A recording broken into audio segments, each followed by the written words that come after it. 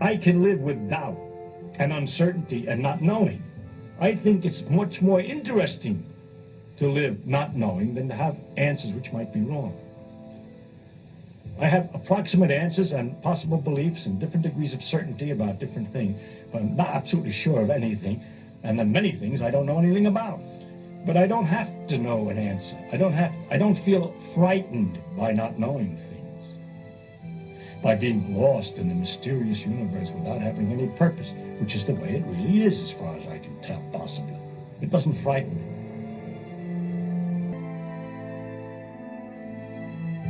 We can observe the effects of gravity, but we have no idea what it is. All we can do is observe it, and we can't make it. The only way you can make gravity is just put more mass together, and it's just a product of gravity. But if you can if you have a machine that makes gravity, you can pretty much do anything. You can affect time, you can have force fields, all that stuff that's in science fiction becomes reality if you have a machine that can make gravity. And what we worked on in the desert was a machine that makes gravity. No man will ever land on it. The soft landing attempts will all fail. That means that the mass of the moon is less, far less, than is currently assumed. It's in a different state of energy, and it has far less mass. That means there is no more explanation for the tides. If the moon, for example, had only 1,000th part of its current mass, then the tides would only be 2 inches high under conventional theories instead of sometimes 14 feet. And that means that if it is proved that the moon is a plasma, then all gravitational theories are out, and the new concept of the cosmos and of its laws has to be evolved. Is how everything works, and how everything is, what makes everything work. And what happens first in the history is we discover the things that are on the face of it obvious. And then gradually we ask more questions, and then we dig in a little deeper to things that we can just make. We need to do a little more complicated experiment to find out about it. But it's curiosity as to where we are, what we are. Is it very much more exciting to discover we're on a ball, half of it sticking upside down, it's spinning around in space, there's a mysterious force which holds us on. It's going around a great big glob of gas that's burning fueled by a fire that's completely different than the fire at all. Then the tales which other people used to make up who worried about the universe, that we were living on the back of a turtle or something like that. They were wonderful stories, but the truth is so much more remarkable. And so what's the pleasure in physics is that, to me, is that as it's revealed, the truth is so remarkable, so amazing.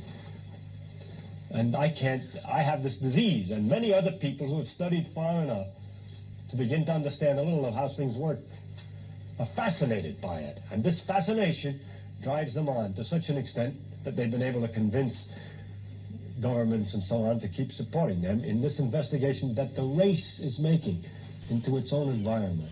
Let's ultimately get to Mars. A good pit stop is an asteroid. We haven't identified the actual asteroid yet in case people... but the point is, let's start stretching the boundaries so we're not doing the same thing over and over again.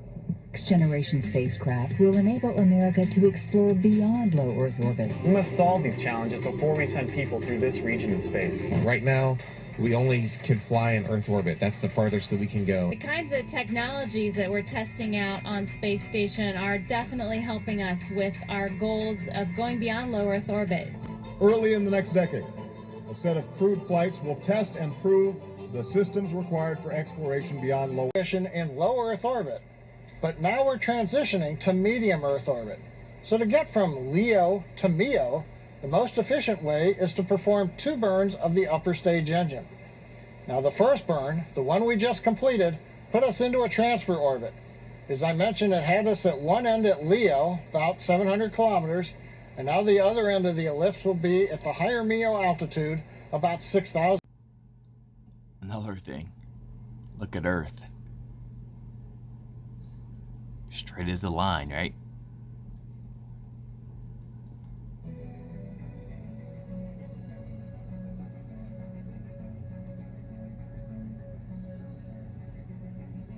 Burn of the second stage engine.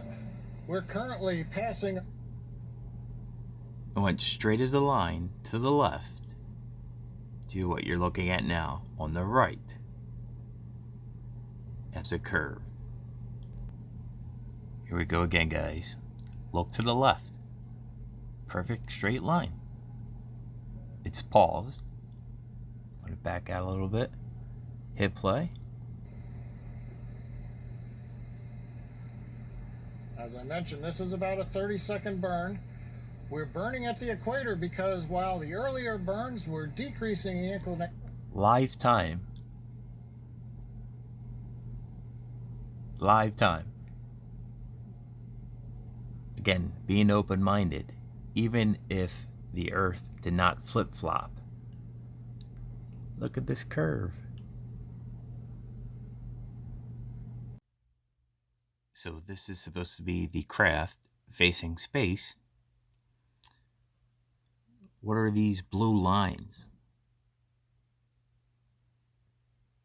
See the 4 lines?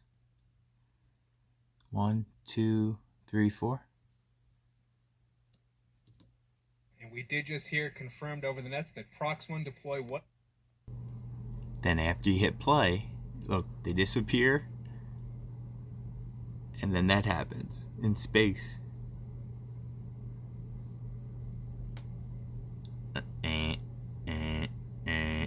All this, guys.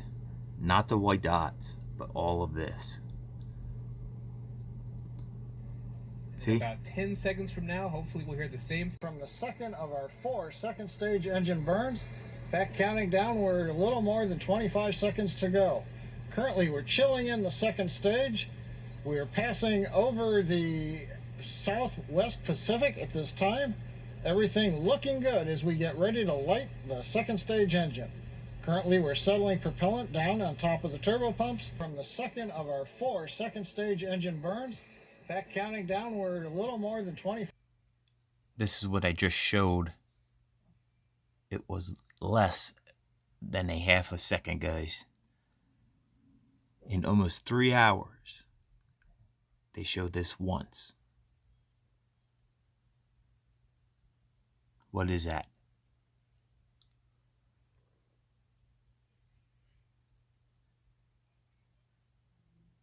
Definitely looks like water.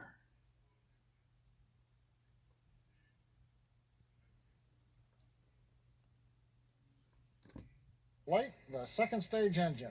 Currently, we're settling propellant down on top of the turbo pumps. When it is ejected, we'll eventually deploy a rigid boom that holds a membrane that acts like a lens in a telescope. And once that membrane is rigid, it will allow imaging of the sun. So this is a deployable optical telescope for the Air Force Academy. However, as I said, we won't be able to see it. We'll have to wait for call-out to confirm the separation. Signal over the Ascension Island tracking station around the equator in the middle of the Atlantic so that we can understand whether or not the Oculus satellite deployed and how Peapod 1 deployed. So they don't have a signal. They're in the ocean, above the ocean.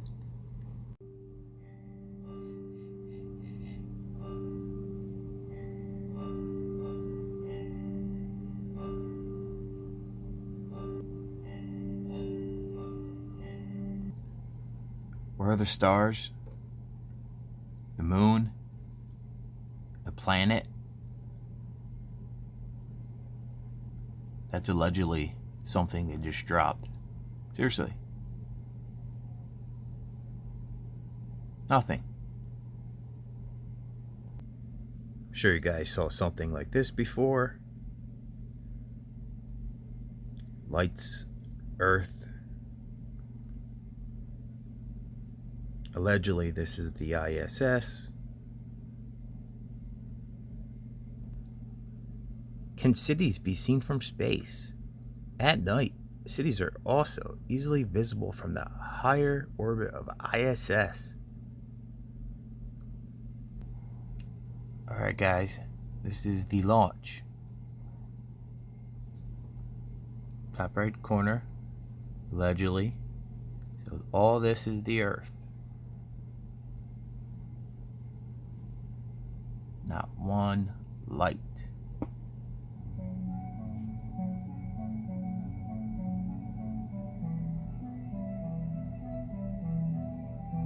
Unreal. Space is black, Earth is black.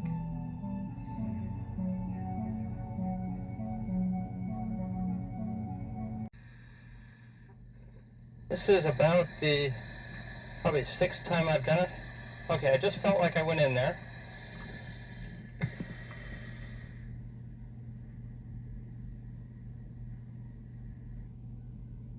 Guys, this is in a swimming pool. In a swimming pool at NASA's Neutral Buoyancy Lab. And they're filming knowing that they're in a swimming pool. But imagine the lighting being a little different. For instance, this astronaut, he's in a little area where it's extra black. Kind of looks like the blackness of space. Just my opinion. But it doesn't look like it came out. This is why we train. And these first 5 are really the hardest ones. Once I get past these, then I'm into the ones I can do with my power tool. The trick is... Just for the record, this was not today's launch. It's going to show alleged footage from Elon Musk right here, guys. That's a satellite, air quotes. All I'm saying is, be open-minded. I'll do it again. Ask questions, guys. I don't have the answers to everything. But my BS meter goes off when I see stuff like this. So I paused it. Again, alleged in space. Or is it? What's that green object at 3 o'clock?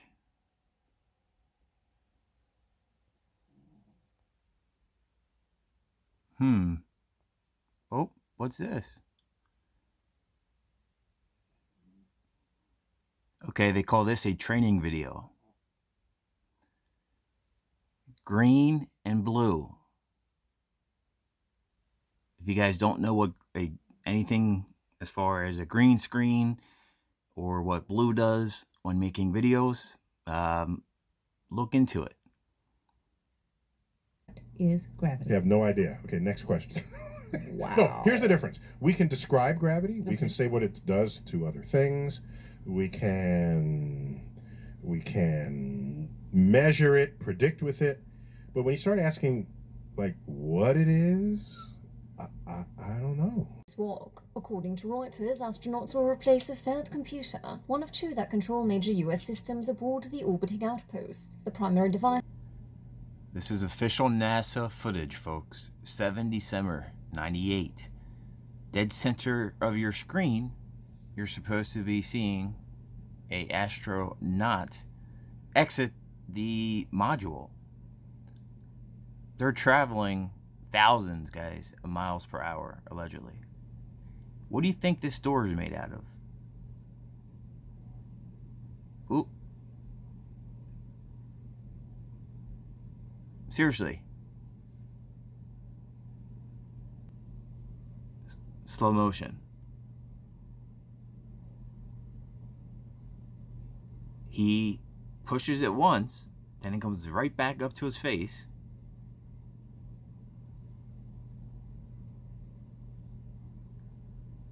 Wonderful questions about what we are, where we're going, what the meaning of the universe is, and so on.